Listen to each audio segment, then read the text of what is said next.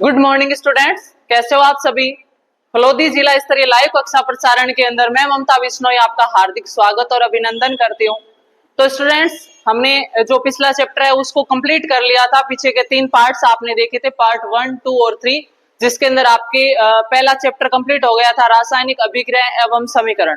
और इसी कड़ी में करते हुए आज हम सेकंड चैप्टर स्टार्ट कर रहे हैं, जिसका नाम है अम्ल, सार एवं लवण। क्या होते हैं अम्ल, सार, लवण, किस प्रकार इसके अंदर क्वेश्चन आते हैं, वो सारा डिस्कस करते हुए पार्ट्स के अंदर मैं आपको अवेलेबल करवाऊंगी। तो मेरी यही रिक्वेस्ट है कि ज्यादा से ज्यादा स्टूडेंट इस क्लास के साथ जुड़े, अपने फ्रेंड्स के साथ भी इसको शेयर करें और इस फ्री लाइव क्लास का ज्यादा से ज्यादा प्रसारण करके प्रत्येक स्टूडेंट है वो इसका फायदा उठा पाए। ठीक है, तो हम जो ये स्टार्ट करने जा रहे हैं सेकंड चैप्टर अम्ल, सार और लवण। हालांकि 8th क्लास के अंदर, 9th क्लास के अंदर आपने अम्ल, सारों के बारे में, लवणों के बारे में कुछ बेसिक ज्ञान लिया होगा। फिर भी अगर आपको नहीं पता है तो बिल्कुल मैं जीरो से स्टार्ट कर रही हूँ, जीरो से आपको बताने जा रही हूँ कि अम्ल क्या होते हैं, सार क्या होते हैं और लवण क्या होते हैं। तो देखिए स्टूडेंट्स, 3 नाम आते हैं आपके सामने, अम्ल, सार और लवण। अब क्या होते हैं अम्ल, सार और लवण? आपने एक नाम सुना होगा, pH scale, potential of hydrogen. एक ऐसी स्केल होती है जिसका मान होता है 0 से लेकर 14 के बीच में, और इसकी जो बीच की वैल्यू होती है वो होती है 7। अब देखिए, किसी पदार्थ की पीएच ज्ञात की जाती है कि अगर उसकी पीएच का मान 0 से लेकर 7 के बीच में आता है तो वो क्या है? अम्ल है। दूसरा, अगर किसी पदार्थ की पीएच का मान 7 से 14 के बीच में आता है तो वो क्या है? सार, एसिड, बेस। अब देखिए, जैसे जैसे हम 0 से लेकर 7 तक जाएंगे तो किसी भी पदार्थ की अम्लीयता का गुण है वो कम होता जाता है। यानी अगर आप ऐसा बोल दो कि 7 से आप 0 की तरफ आओगे तो अम्लीयता है वो बढ़ेगी। क्या करेगी? अम्लीयता बढ़ेगी। और यदि आप 7 से 14 की तरफ जाओगे तो सारीयता बढ़ेगी, सारीयता बढ़ेगी। ये जो पीएच स्केल है इसकी खोज किसने की थी? एक वैज्ञानिक था जिसका नाम था सोरेनसन। क्या नाम था? सोरेनसन।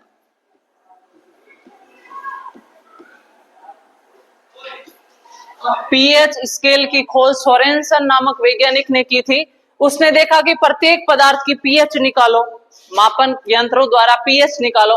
अगर उसकी पीएच का मान 0 से 7 के बीच में आ रहा है मतलब कंफर्म हो गया वो पदार्थ क्या है? अम्ल है। अगर उसकी पीएच का मान 7 से 14 के बीच में आ रहा है मतलब वो पदार्थ क्या है? सार है। अब एक पदार्थ ऐसा है जिसकी पीएच है 1 और एक पदार्थ ऐसा है जिसकी पीएच है 6। इन दोनों में से ज्यादा प्रबल अम्ल कौन सा होगा? तो प्रबल अम्ल 1 पीएच वाला होगा। अभी मैंने आपको क्या बताया कि जैसे आप 7 से 0 की तरफ आओगे अम्लीयता बढ़ेगी, यानी वो प्रबल अम्ल है वो उसकी प्रवृत्ति बढ़ती जाएगी। तो एक पदार्थ है जिसकी पीएच 1, एक है 6, जितना कम पीएच होगा वो उतना ही प्रबल अम्ल होगा। उसी प्रकार देखिए सार, एक पदार्थ ऐसा है जिसकी पीएच है 8 और एक पदार्थ ऐसा है जिसकी पीएच है 13। तो इनमें से प्रबल सार कौन सा होगा? 13 वाला है वो प्रबल सार होगा। यानी आप जैसे ही 7 से 14 की तरफ जाओगे तो पदार्थ की सारीयता बढ़ती जाएगी। एक बेसिक नॉलेज हो गया कि एक ऐसी स्केल जिसकी खोज सोरेनसन नामक वैज्ञानिक ने की थी। ये स्केल क्या करती है? किसी पदार्थ की अम्लीयता या सारीयता की प्रवृत्ति बताती है। अगर इस स्केल में किसी पदार्थ का मान 0 से लेकर 7 के बीच आ गया मतलब वो पदार्थ क्या है? अम्ल है। अगर किसी पदार्थ की पीएच 7 से 14 के बीच में आ गई मतलब वो पदार्थ क्या है? सार है। ठीक है, अब अगर 0 के पास में, यानी जिसकी पीएच जितनी कम होगी वो अम्लीयता की तरफ बढ़ेगा, जिसकी पीएच ज्यादा होगी वो क्या होगा? सारीयता की तरफ बढ़ेगा। मान लीजिए किसी पदार्थ की पीएच 7 हो गई तो वो पदार्थ कैसा होगा? उदासीन। यानी ना तो उसके अंदर अम्ल के गुण है ना ही सार के गुण है। अम्ल यानी खट्टा, सार यानी कड़वा या खारा। आप देखते हो समुद्र का पानी नमकीन होता है मतलब वो क्या? एक प्रकार का सार है। अम्ल, अम्ल यानी तेजाब, ऐसा पदार्थ जो किसी पर भी गिरने पर उसको जला देता है। स्किन हो, कोई पदार्थ हो, जितना प्रबल अम्ल होगा उसको जलाने की प्रवृत्ति उतनी ज्यादा होगी। एक पॉइंट और ध्यान रखना, अम्ल क्या करते हैं, स्वाद में खट्टे होते हैं, और सार है वो स्वाद में कड़वे होते हैं। ये सारे टॉपिक आपने जो भी पॉइंट्स मैं बता रही हूँ आपने 8th क्लास में 9th में बिल्कुल पढ़ लिए, लेकिन हम बिल्कुल जीरो से स्टार्ट कर रहे हैं, ठीक है। अब देखिए एक नाम याद रख लीजिए आप, अनिल। क्या नाम है, अनिल। एक पेपर होता है जिसका नाम है लिटमस पत्र। क्या नाम होता है उसका, लिटमस पत्र। लिटमस पत्र। इस लिटमस पत्र को एक प्रकार का सूचक कहा जाता है। सूचक मतलब सूचना देने वाला। ये कलर चेंज करके बता देगा कि आपने जो पदार्थ गिरा है वो क्या है। यानी जो अम्ल होता है ये क्या करता है, नीले को लाल कर देता है। नीले को क्या करेगा, लाल। मैंने अभी आपको एक नाम बताया, क्या नाम बताया, अनिल। इस एक को याद रख लो, सार इसका उल्टा हो जाएगा। यानी जो अम्ल होता है वो नीले को क्या बना देता है, लाल कलर में चेंज कर देता है। यानी अम्ल नीले लिटमस पत्र को लाल लिटमस पत्र में बदल देता है। और फिर सार क्या करेगा, इसका उल्टा होगा कि नहीं होगा, सार क्या करेगा, लाल रंग को नीले रंग में बदल देगा। सार क्या करता है, लाल रंग को नीले रंग में बदल देता है। बच्चे कंफ्यूज हो जाते हैं कि पता नहीं अम्ल नीले को लाल करता है या सार नीले को लाल करता है या लाल को नीला करता है। तो इस क्वेश्चन का आंसर है आपके बिल्कुल शॉर्ट ट्रिक बता रही हूं मैं, अनिल नाम याद कर लेना। अम्ल नीले रंग को लाल में बदल देता है, यानी अम्ल नीले लिटमस को लाल में बदल देता है। और सार इसका उल्टा हो जाएगा, सार क्या करेगा, लाल को नीले में बदल देगा। आया बिल्कुल आपको समझ में। अम्ल सार वे पदार्थ जिनकी पीएच 0 से लेकर 7 के बीच में होती है अम्ल कहलाते हैं। जिसकी पीएच 7 से जितनी ज्यादा कम होगी वो उतना ही प्रबल अम्ल होगा। वे पदार्थ जिनकी पीएच 7 से 14 के बीच में होती है सार कहलाते हैं। जिनकी पीएच 7 से जितनी ज्यादा 14 की तरफ होगी उतनी ही वो प्रबल सार होंगे। यानी एक पदार्थ जिसकी पीएच 13 है, एक पदार्थ जिसकी पीएच 8-9 है, वो 8-9 वाला दुर्बल सार होगा, जबकि 13-14 वाला प्रबल सार होगा। ठीक है, अम्ल स्वाद में खट्टे, सार स्वाद में कड़वे। ठीक है, अब देखिए, अब हम टॉपिक पे आते हैं कि आपके टॉपिक में क्या बताया हुआ पॉइंट्स। एक नाम आया आपके इसमें लवण। लवण क्या होता है कि जब अम्ल और सार को मिला दिया जाता है तो एक ऐसा उदासीन पदार्थ बनता है जिसमें ना तो अम्लीयता के गुण रहते हैं ना सारिता के गुण रहते हैं, या दोनों के मिक्स हो जाते हैं। ऐसा पदार्थ क्या कहलाता है, लवण। लवण यानी नमक, लूण बोलते हैं सामान्य भाषा में। नमक क्या होता है, सोडियम क्लोराइड होता है, जिसके अंदर सोडियम तो होता है सार और क्लोरीन होता है अम्ल। आपने सोडियम सार और क्लोरीन अम्ल दोनों को मिला दिया तो जो नया पदार्थ बना वो क्या बन गया, लवण बन गया। ठीक है, अब देखिए, आपने पिछली कक्षाओं में अध्ययन किया होगा कि भोजन का खट्टा और कड़वा स्वाद भोजन में विद्यमान क्रमशः अम्ल सारक के कारण होता है। यदि आपके परिवार का कोई सदस्य अत्यधिक भोजन करने के कारण अम्लता से पीड़ित है तो आपको कौन सा उपचार सुझाएंगे, नींबू पानी, सिरका या बेकिंग सोडा का विलयन। यानी अम्ल के प्रभाव को कम करने के लिए उसको सार दो, सार के प्रभाव को कम करने के लिए उसको क्या दो, अम्ल दो। अगर आपने किसी के अम्लीयता, अम्लीयता मतलब आप एसिडिटी सुनते हो कि नहीं सुनते हो, आपने खाना खाया, ज्यादा मसालेदार खाना खाया, आपके सीने में जलन होने लगी, पेट में जलन होने लगी, मतलब आपके शरीर में एसिडिटी बन गई। उस एसिडिटी को रोकने के लिए आप वापस अम्ल दोगे क्या, बिल्कुल नहीं, क्योंकि अम्ल तो ऑलरेडी है आपके शरीर में। उसको कम करने के लिए आप क्या दोगे, सार दोगे। तो सार देखिए इसने बोला है आप उसको क्या दोगे, नींबू पानी दोगे क्या, नहीं, नींबू पानी तो क्या है, नींबू खट्टा है, मतलब उसके अंदर अम्लीयता है, वो पहले से ही अम्ल से प्रॉब्लम है। आप हमेशा ध्यान रखना, अगर किसी के सीने में जलन है, वो बोल रहा है मेरे को एसिडिटी हो रही है, तो कभी उसको नींबू पानी मत पिलाना, क्योंकि वो एसिडिटी को बढ़ा देती है। उसकी तुलना में आप उसको क्या दो, सिरका या बेकिंग सोडा, क्योंकि ये क्या होता है, सार होता है जो अम्लीयता के प्रभाव को कम करेगा। तो बेकिंग सोडा से राहत मिलेगी। उपचार बताते समय आप किस गुण धर्म का ध्यान रखेंगे, इसी गुण धर्म का ध्यान रखना है कि अम्लीयता के प्रभाव को कम करने के लिए उसको सार देना पड़ेगा। आप जानते हैं कि अम्ल एवं सारक एक दूसरे के प्रभाव को समाप्त करते हैं। आपने अवश्य ही इसी जानकारी का उपयोग किया होगा।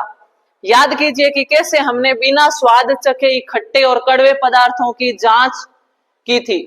आप जानते हैं कि अम्लों का स्वाद खट्टा होता है, ये नीले लिटमस पत्र को लाल कर देता है। अभी मैंने आपको बताया अम्ल क्या करेंगे, नीले लिटमस पत्र को लाल कर देंगे। लिटमस पत्र क्या है, एक प्रकार का सूचक होता है, इंडिकेटर होता है, ठीक है। जबकि सारकों का स्वाद कड़वा होता है एवं ये लाल लिटमस पत्र को नीला कर देता है, अम्ल का बिल्कुल उल्टा। लिटमस एक प्राकृतिक सूचक होता है, इंपॉर्टेंट पॉइंट है, ध्यान रखना। लिटमस क्या एक प्रकार का प्राकृतिक सूचक है, कई प्रयोगशाला में भी सूचक बनाए जाते हैं, लेकिन लिटमस पत्र एक प्रकार का क्या है, प्राकृतिक सूचक है। इसी प्रकार हल्दी भी एक ऐसा ही सूचक है। आपने देखा होगा कि आपके कपड़ों में जैसे हल्दी लग गई, आपने जैसे उसको साबुन से धोया, उसका कलर कैसा हो गया, लाल हुआ। वाग नहीं हुआ, मतलब साबुन की क्रिया होने से उसका कलर चेंज हो गया। तो किसी भी अन्य पदार्थ की क्रिया होने से जब कोई अपना कलर चेंज कर दे तो वही क्या कहलाता है, सूचक। हल्दी एक प्रकार का प्राकृतिक सूचक, वाग नहीं हुआ। क्या आपने कभी ध्यान दिया है कि श्वेत कपड़े पर लगे सब्जी के दाग पर जब क्षारकीय प्रवृत्ति वाला साबुन रगड़ते हैं, हालांकि साबुन की प्रवृत्ति कैसी होती है, क्षार की होती है, तब उस धब्बे का रंग भूरा लाल हो जाता है, लेकिन कपड़े को अत्यधिक जल से धोने के पश्चात वह फिर से पीले रंग का हो जाता है। अम्ल और क्षारक की जांच करने के लिए आप संश्लेषित सूचक जैसे मेथिल ऑरेंज एवं फिनोलेप्थेलिन का भी उपयोग कर सकते हैं। आपको पूछे बताइए इनमें से प्राकृतिक सूचक कौन सा है, लिटमस, हल्दी। आपको पूछा कृत्रिम सूचक कौन सा है, तो एक तो आपको ध्यान रखना है मेथिल ऑरेंज और दूसरा है फिनोलेप्थेलिन। इस अध्याय में हम अम्ल और क्षारक की अभिक्रियाओं के बारे में अध्ययन करेंगे। हमें जानकारी प्राप्त होगी कि अम्ल एवं क्षारक कैसे एक दूसरे के प्रभाव को समाप्त कर देते हैं, उदासीन कर देते हैं, और जब समाप्त होकर एक नया पदार्थ बनेगा उसी को हम क्या बोलेंगे, लवण बोलेंगे, ठीक है। साथ ही दैनिक जीवन में पाई जाने वाली तथा उपयोग में आने वाली बहुत सी रोचक वस्तुओं के बारे में भी हम अध्ययन करेंगे। लिटमस विलियन बैंगनी रंग का रंजक होता है जो थैलोफाइटा समूह के लिचेन पौधे से निकाला जाता है, इसे सूचक की तरह उपयोग किया जाता है। लिटमस विलियन जब न तो अम्लीय होता है और न ही क्षारीय होता है, तब यह किस कलर का होता है, बैंगनी रंग का होता है। बहुत सारे प्राकृतिक पदार्थ जैसे लाल पत्ता गोभी, हल्दी, हाइड्रेंजिया, पिटूनिया एवं जेरानियम जैसे कई फूलों की रंगीन पंखुड़ियां किसी विलयन में अम्ल एवं क्षारक की उपस्थिति को सूचित करती है। इन्हें हम अम्ल क्षारक सूचक भी कहते हैं या केवल सूचक भी कहते हैं। देखिए ये स्टूडेंट जो छोटे छोटे पॉइंट है ना, ये बहुत काम के, बहुत क्वेश्चन बनते हैं आपके बोर्ड के एग्जाम में भी, उसके अलावा जितने भी कंपटीशन एग्जाम के अंदर क्वेश्चन आते हैं उन सब के अंदर यही 9th 10th की साइंस के जो ये छोटे छोटे पॉइंट जिनको आप अभी इग्नोर करके चल रहे हो, ये बिल्कुल की पॉइंट्स होते हैं साइंस के, इनमें से मैक्सिमम है वो क्वेश्चन बनते हैं, ठीक है। अब देखिए नेक्स्ट देखिए, जो ये अम्ल और क्षार होते हैं इनके रासायनिक गुणधर्म क्या होते हैं।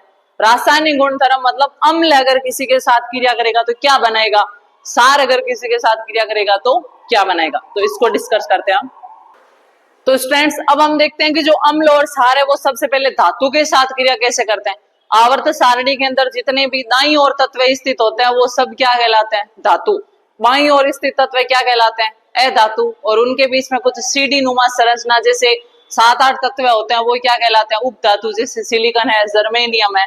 ये ऐसे पदार्थ जिनके अंदर धातु के भी गुण होते हैं और अधातु के भी गुण होते हैं, तो इन्हें हम क्या बोलते हैं, उपधातु बोलते हैं, ठीक है।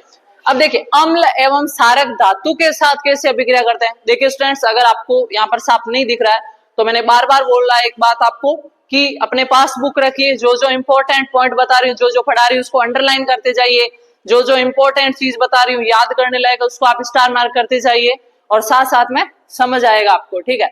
अम्ल एवं क्षारक धातु के साथ कैसे अभिक्रिया करते हैं, तो देखिए अगर आप अम्ल के साथ धातु की क्रिया कराओगे तो एक तो क्या बनेगा, लवण बनेगा, और साथ में कौन सी गैस निकलेगी, हाइड्रोजन गैस। ये जो पॉइंट है ना वो बहुत ज्यादा इंपॉर्टेंट है, कई बार क्वेश्चन पूछा गया है कि जब अम्लों की क्रिया धातु के साथ बनती है तो बनने वाला उत्पाद क्या होगा। तो अगर अम्ल धातु के साथ क्रिया करेंगे तो एक तो इंपॉर्टेंट पॉइंट है, कौन सी गैस निकलती है, हाइड्रोजन गैस निकलती है, और साथ में क्या बनता है, लवण बन जाता है। अब आप सोचोगे कि लवण तो क्षार और अम्ल के मिलने से बनता है। फिर यहाँ पर जब अम्ल धातु के साथ मिला तो लवण कैसे बना? तो इंपॉर्टेंट पॉइंट कि धातुएं हमेशा क्षारीय होती है जबकि अधातुएं हमेशा अम्लीय होती है। ठीक है, धातु यानी यहाँ पर क्या होगा? क्षार। तो अम्ल और क्षार मिलेंगे तो लवण बनेगा, और यहाँ पर हमने क्षार के रूप में धातु को लिया है, तो धातुएं हमेशा क्या करती है? अम्लों के साथ क्रिया करके हाइड्रोजन गैस मुक्त करती है। तो देखिए आगे हम एग्जांपल देखते हैं। जैसे आपके सामने एक सोडियम हाइड्रोक्साइड नाम का एक क्या ले लिया है? लवण लिया है। साथ में कौन सी गैस मिलाई, कौन सी धातु मिलाई? जिंक। देखिए जो ये अभिक्रिया दी हुई है इसमें क्या लिखा है? ऊपर दी गई अभिक्रियाओं में धातु अम्लों से हाइड्रोजन परमाणुओं का क्या कर देते हैं? हाइड्रोजन परमाणु को हाइड्रोजन गैस के रूप में विस्थापन कर देते हैं या निकाल देते हैं, और एक यौगिक बनाता है जिसे हम क्या कहते हैं? लवण कहते हैं। अम्ल के साथ धातु की अभिक्रिया को इस प्रकार व्यक्त कर सकते हैं, अम्ल प्लस धातु, जिससे लवण बनेगा और साथ में कौन सी गैस निकलेगी? हाइड्रोजन। अब देखिए सोडियम हाइड्रोक्साइड AQ, पिछले प्लाट के अंदर हमने बोला था कि अगर कोई पदार्थ ठोस अवस्था में तो उसके कोष्टक में S लिखा हुआ है, सॉलिड या ठोस। अगर कोई पदार्थ घुलित अवस्था में, उसका घोल है पानी के अंदर, तो उसके कोष्टक में AQ लिखा होगा, एक्वस यानी जलीय अवस्था के अंदर है। ये जो सोडियम हाइड्रोक्साइड है ये क्या करेगा? जलीय अवस्था में होगा, जिंक धातु को इसके साथ मिलाया हुआ है, तो एक तो क्या बनेगा? सोडियम जिंकेट, ठोस अवस्था में बनेगा, और साथ में गैस कौन सी निकलेगी? हाइड्रोजन गैस निकलेगी। आप देखेंगे कि अभिक्रिया में पुनः हाइड्रोजन बनता है, किंतु ऐसी अभिक्रिया सभी धातुओं के साथ संभव नहीं है। अब धातु कार्बोनेट तथा धातु हाइड्रोजन कार्बोनेट अम्ल के साथ कैसे अभिक्रिया करते हैं? पहला पॉइंट क्या आ गया कि जब धातु अम्ल के साथ क्रिया करेंगे तो क्या क्या बनेगा? एक तो लवण बनेगा और साथ में कौन सी गैस निकलेगी? हाइड्रोजन। ये पॉइंट आपको पूरी जो ये लाइन दी हुई है ना आपके एग्जाम्पल के रूप में, ये आपके की पॉइंट है इसका पूरा, कि जब अम्ल धातु के साथ क्रिया करते हैं तो क्या बनता है? एक तो लवण बनेगा और साथ में कौन सी गैस निकलेगी? हाइड्रोजन। अगर आपने इस पॉइंट को याद कर लिया तो आप कोई भी अभिक्रिया बना सकते हो। आपको दिख रहा है अम्ल है, साथ के अंदर धातु है, तो आपको एक तो हाइड्रोजन गैस जरूर निकालनी है, और बाकी अभिक्रिया को संतुलित कैसे करते हैं, कैसे आगे बनाते हैं, वो पिछले प्लाट के अंदर हमने डिस्कस किया था। ठीक है, दूसरा पॉइंट आता है कि जो अम्ल है वो धातु कार्बोनेट और धातु हाइड्रोजन कार्बोनेट के साथ अभिक्रिया करके है वो क्या बनाते हैं। तो देखिए इसका एग्जांपल,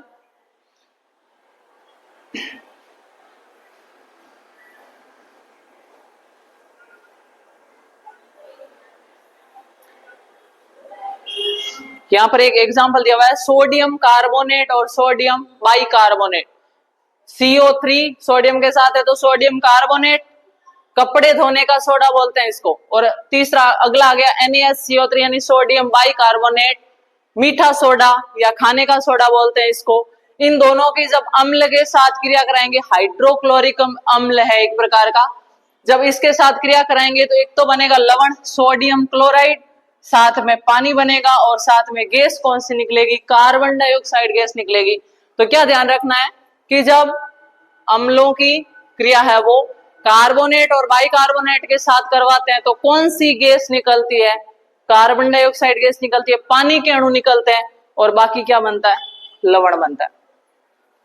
उत्पादित कार्बन डाइऑक्साइड गैस को चूने के पानी में प्रवाहित करने पर क्या क्रिया होगी? ये कई बार क्वेश्चन में पूछा गया है कि यहाँ पर जो उत्पाद के रूप में कार्बन डाइऑक्साइड गैस बनी है ना, इसको अगर आप चूने के पानी में प्रसारित करोगे, उसके अंदर डालोगे, तो उस चूने के पानी में क्या परिवर्तन आएगा? तो देखिए जब चूने का पानी होता है, चूने के पानी का फॉर्मूला याद रखना, कैल्शियम हाइड्रोक्साइड, इसके अंदर जब कार्बन डाइऑक्साइड गैस को प्रवाहित करोगे तो एक श्वेत अवक्षेप बनेगा, और श्वेत अवक्षेप क्या है? कैल्शियम कार्बोनेट CaCO3, और साथ में क्या निकलेगा? पानी का अणु निकलेगा। क्वेश्चन ये भी आता है कि चूने का पानी दूधिया कब हो जाता है? जब उसके अंदर कौन सी गैस प्रवाहित की जाती है? Carbon dioxide. या क्वेश्चन पूछा गया कि चूने के पानी में कार्बन डाइऑक्साइड गैस प्रवाहित करने पर उसका रंग कैसा होगा? तो उसका रंग है वो दूधिया हो जाता है। अत्यधिक मात्रा में कार्बन डाइऑक्साइड प्रवाहित करने पर क्या होगी? निम्न अभिक्रिया होगी। अगर आपने चूने का पानी लिया और उसमें बहुत ज्यादा कार्बन डाइऑक्साइड लिमिट से ज्यादा प्रवाहित कर दी तो ये जल में विलयशील हो जाएगा। अवक्षेप का मतलब है कि झाग की तरह ऊपर आ जाएगा, घुलेगा नहीं।